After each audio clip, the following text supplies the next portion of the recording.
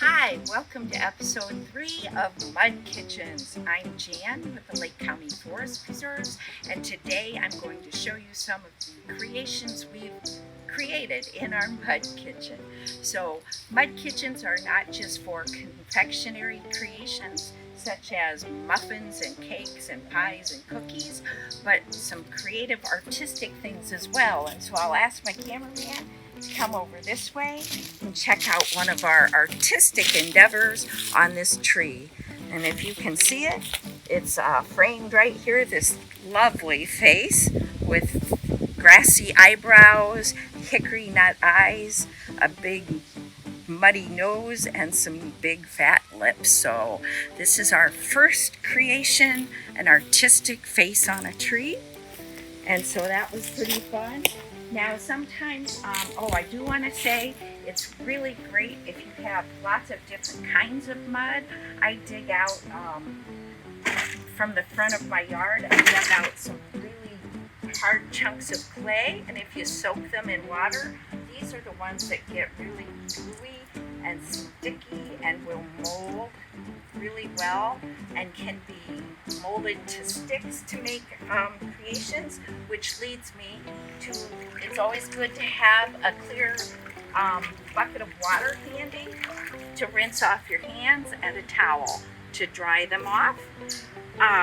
Next up leads me to painting, mud painting. So that you want kind of not the real sticky, moldable kind of mud, but real gooey kind of mud where you can take a paintbrush and on a brown paper bag, you can make a flower, you can make whatever you want. You can use stencils and stamps to also make creations, and kids can be as creative as they want with painting. They can try to add different things that might make colorful mud, maybe if they use berries. Another thing for younger kids is using a flat tray. If they use a tray and put a glob of mud in it, they can smash it down and just add things to make decorations and make a face or whatever they want to create, any type of object. So again, grass for hair, nuts and for eyes and ears, nose, mouth. Hopefully you can tell that it's a face. And so here we have just a few cupcakes and little muffins decorated with natural items. In episode 2, I talked about stocking up the kitchen, sending out the kids to get as many seed pods, nuts, sticks and twigs of all different shapes and sizes. Also letting them use containers on their sides and old kitchenware that you don't use anymore. You can go to a thrift store. Here are a couple more items. Here's a pretty cool guy just on a cool stick. See if that helps you see him anymore.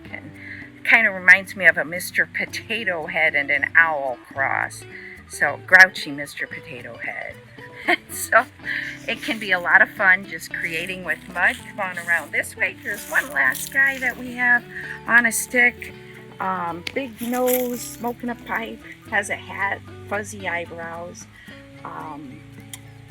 You can also make separate sculptures out of mud. And so just take a look at some of the seed pods and soil. A hose is great to have handy that you can keep refilling the water. Buckets so kids can carry and move things back and forth. But I just wanted to say, taking soil and a liquid with water and mixing those together make something like mud with all new properties. So you actually have science in motion as well, and art, creativity, imagination. Just let them do whatever they can imagine, and that's awesome for kids. So thanks, and I will see you again in the next episode of Adventures in Nature. Thanks for watching Mud Kitchens. Have fun.